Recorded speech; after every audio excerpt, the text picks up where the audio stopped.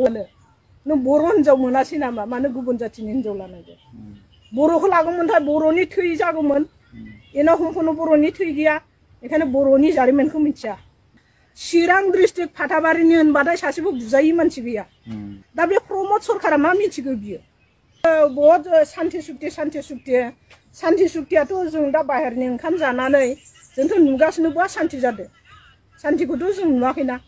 जोंनो सान्तियावनो थानो मोनाखै माथो जोंनो गुबुन हारिनो गुबुन आथिं सिङाव गाख्लायनानै बा गाथाबनानै जाजागासिनो होमबा मोनसेनि मोनसे बाथ्रायावबो जों नासयजायो नोंनि गाननाय जोमनाय ड्रेसावबो नासयजायो राव हारिमुआवबो नासयजायो होमबा बेफोर नासयजानाया सोरनिफ्राय फैदों सरकारनि बेलानिफ्रायनोथ' फैदों प्रमद सरकारनिफ्रायनोथ' फैदों माखौ गोजोन गोजोन होनना बुंबाय थायो बिदि दुइ नम्बरिया बाथ्रा बुंबाय थानाङा सैथो खोथा बुं नों सासे दामाने गुबुन जाथिनि हिनजाव लानाय दामाने फेस्ला बाथ्रा बुंनो रोंबाथ' जानाय नङाना सैथो खोथाखौ बुंनो रोंनांगोन होमबासो जों सैथो जाथि सैथोआव सोलिनांगोन जों सासे नों बर' हिनजाव मोनासै नामा मानो गुबुन जाथिनि हिनजाव लानांगौ बर'खौ लागौमोनथाय बर'नि थै जागौमोन एना हमखौनो बर'नि थै गैया बेखायनो बर'नि जारिमिनखौ मिथिया आं बेखौनो बुङो आरो दिनै बेफोरबायदि जिथु बिटिआर सरकारा बायसान्सआव अननायनि गेजेरजों पाब्लिकफोरखौ बा जोंनि बर' आइजोफोरखौ अननायनि गेजेरजों नोंसिनि चिरां जिल्लायाव बेफोरबायदि बा गुबुन गुबुन उदालगुरि जिखुनु बर' रायजो राजाफोरनि गेजेराव जायगा लायै जायगा इन्डास्ट्रि खुलिना होनो हायोब्ला इन्डास्ट्रिफोरखौ खुलिना होयोब्ला नोंथांमोना सलायनो हानाय केपासिटि दं गैया जों आजादि सलायगोन कारन जों मोनसेबो बाखि गैला जों रोंनांगौ जों रोंखाजोब्बाय रोंबाय जेला जोंनि फिसा फिसौआबो जाहाथे फरायनानै ओरैनो बेखार दागोलैनानै दाथाथों आरो दावब्ला नोंसोरो मा जेनेबा बे हालामाव थाफैनानै बा बे गुवाहाटी सुवालकुसि ओनसोलाव थाफैनानै जिथुनाखि नोंथांमोननि अरिजिनेल मेन न'आनो बेयावनो खाना गुबुन बिटिआर ओनसोलावबो दं नामा जोंना बिटिआर ओनसोलाव दङ चिरां डिस्ट्रिक्ट आं आमथिखानि आच्छा दा नोंसोरो आमथेखायाव थानानै आमथेखानि सासे थागिबि हिसाबै आमथेखानि हिसाबै बा बिटिआर ओनसोलनि थागिबि हिसाबै नोंसोरो दा बर'नि सासे जोंहा दैदेनगिरि दङ जायखौ बुङो जोङो बिटिआरनि सीएम प्रमद बर' सार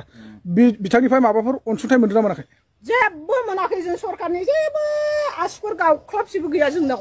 प्रमाण देखायनो हानाय मोनसे समाव जे हाग्रामा महिलारिया बिपिएफनि सासे दैदेनगिरि जानानै 17 बोसोर सरकार सालायलांबाय बिथांनि अननायफ्राव माबाफोर मोनदोंमोन नामा जों हाग्रामानि सारनिफ्राय मोनाखैबाबो जों गोजोननाय दङमोन जों दा प्रमद सरकार सारनिफ्राय जों गोजोननाय गैया मानो होनबा बे बिटिआर होनना बुंदों मायाव बिटिआर जाखो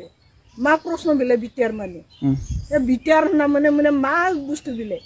जों दा डिसि अफिसाव थां डिसि अफिसाव थांबाबो निकेट खालामजायो बबेबा अफिसाव थां बेयावबो जों निकेट जायो बर' जाथि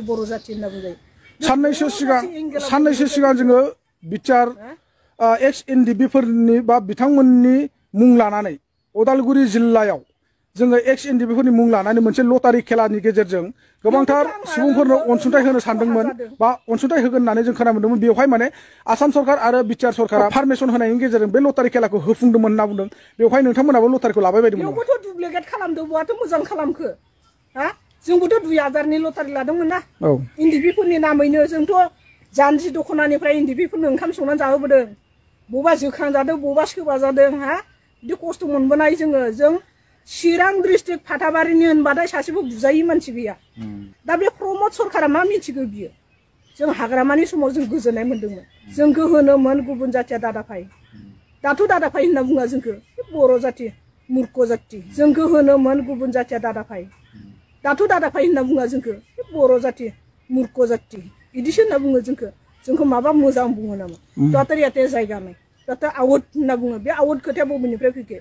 बिटिआर सरकारलायनो रावबोआनो जेबोआनो बुंनो हाला बिराद गोजोननाय दोङोलायनो बेखौ लानानै होमबा जोंनि हाग्रामा सरकार थानायाव जों मानो गोजोननाय दंमोन बे सरकार फैनायनि लोगोसेनो मानो गोजोननाय गैया जाखो